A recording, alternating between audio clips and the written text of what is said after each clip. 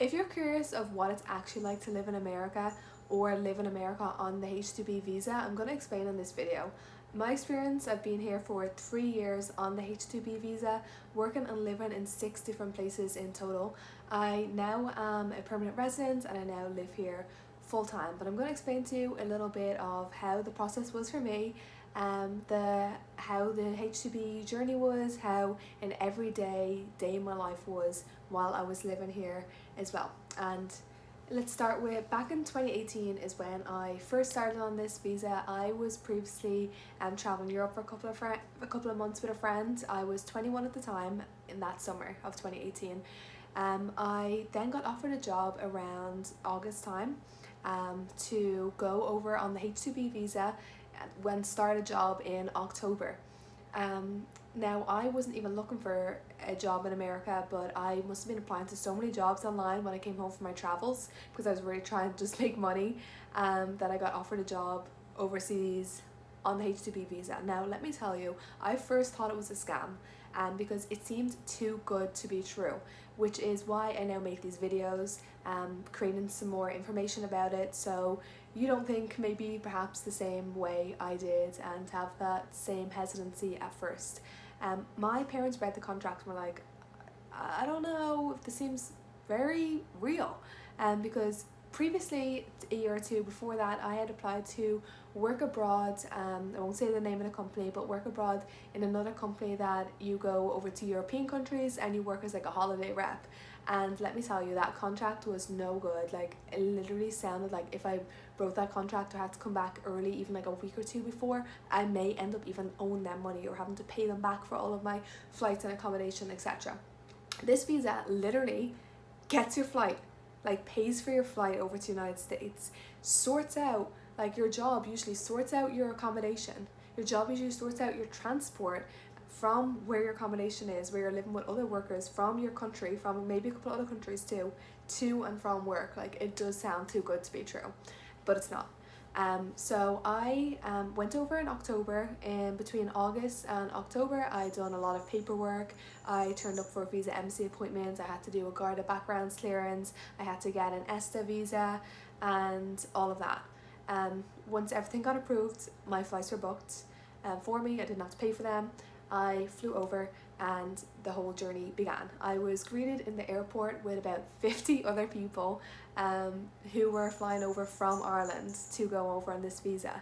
Once I arrived there, there was also some more people from South Africa, so there was like probably 60 plus people in our group who were all going to be working in the same country club for the next 8 months. Now a lot of these visas start in October in Florida because that is the high demand season. Winter in Florida is beautiful. It's like sunny but not too hot, so a lot of people move down there for the summer, and the country clubs are a lot more populated and they have a higher demand and need for staff. However, a lot of them struggle to find enough willing and able American staff to work for them, which leads them to recruit for people like us, people overseas, and sell it to us as an experience of somewhere we can come over to another country, gain more experience in hospitality, maybe even in a more elevated club than we're used to working in, and gain that experience and expertise and take that home. I think it's especially great for people who are into hospitality and tourism, maybe they've done a course in it and they're looking for the next step, or perhaps a stepping stone to get into management perhaps. So how the visa actually went then, how my journey went, is I was placed in a house with 6 girls in total. We shared a room. I did not know any of these people before I arrived there. I'd seen some of them at previous meetings beforehand and in the airport. That was like literally it. There was many of us placed in all these different houses with 6 people in the same apartments, complex. So we quickly became friends with our roommates, and we quickly became friends with the whole group because we were a whole group of people going through a similar experience together. We were all going to be working together, we were all going to be living together, so we had a lot of fun. Like, I literally, like, I think I thought I was on a holiday for my first season. I think a lot of people for their first 8 months literally think they're on a holiday, because if you're from Ireland or from a cooler temperature country, and next of all you're in a place where it's warm, where there's palm trees, where there's beaches, where you're with lots of people your own age, you're probably going to think it's a fun, crazy holiday too. But we still took work seriously. At work, we're pretty strict on making sure we were there on time, making sure that we were good workers, all of that as well. So we had that kind of work hard, play hard kind of, let's say, mindset to that. I had a lot of partying, a lot of fun times, a lot of trips to Miami, trips to West Palm, days out together, to the movies, to the theatre, even thought the malls were fascinating. So I really had a great time really exploring around, and went to New York as well. So that was a really great season, and I made some great friends who I'm still friends with to today. After that season, a lot of people went home. So that season ended in the start of summer, so approximately May time. A lot of people returned home to Ireland with their experience, or wherever they're from, South Africa, be it Jamaica, be it whatever country it is, returned home, but I decided to stay on. I found a way to extend my H2B visa. Now, this is not, like, I guess the purpose of this visa, because the purpose is that the club needed staff and had a high demand, and they sponsored you or me to come over.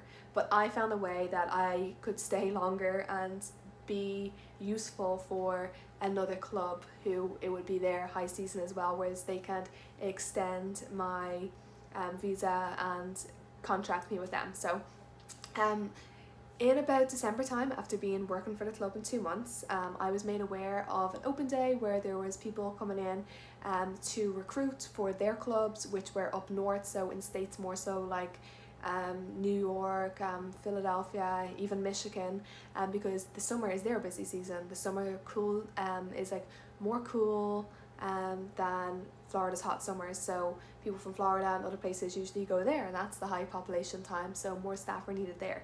So I actually moved and went to Flagstaff in Arizona, which is like a mountain town.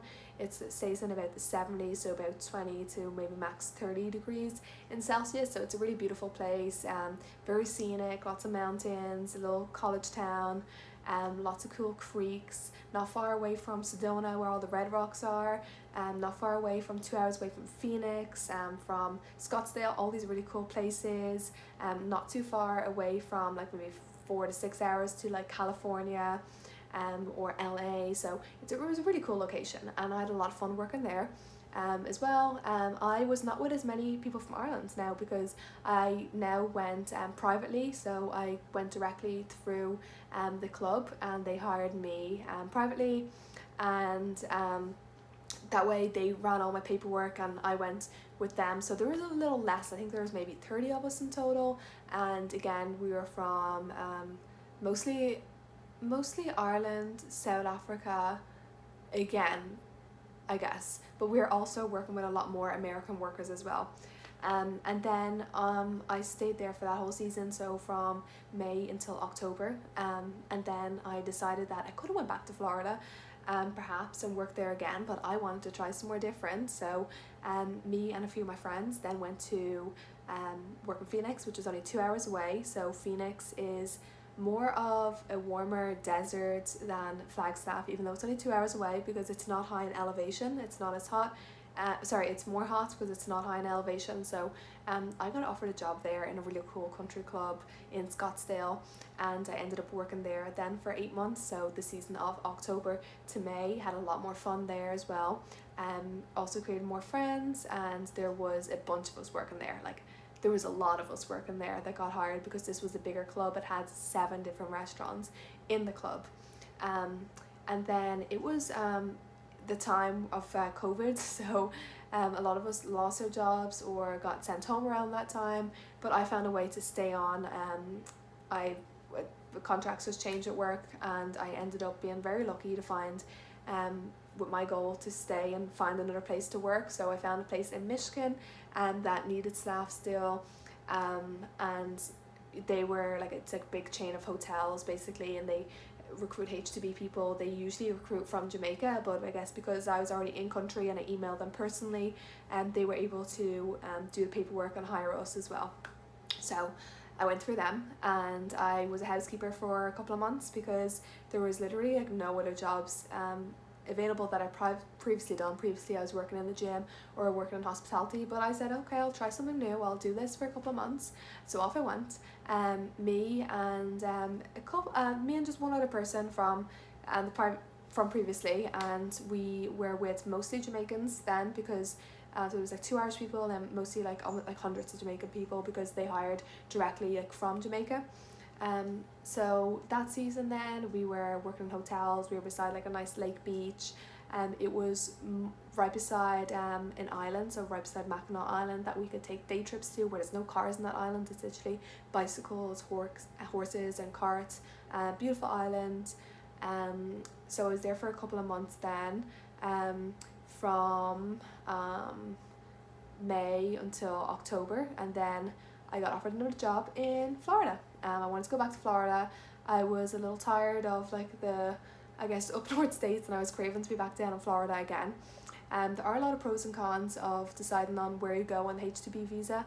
Also a lot of pros and cons to decide on if you go privately or if you go through a company, because if you go through a company, a lot of the times it's gonna be more reputable. I guess maybe places will be up to a certain standard, whereas you go private, that's not always guaranteed. But anyway, I found a place that looked really great in Florida, and I went down there.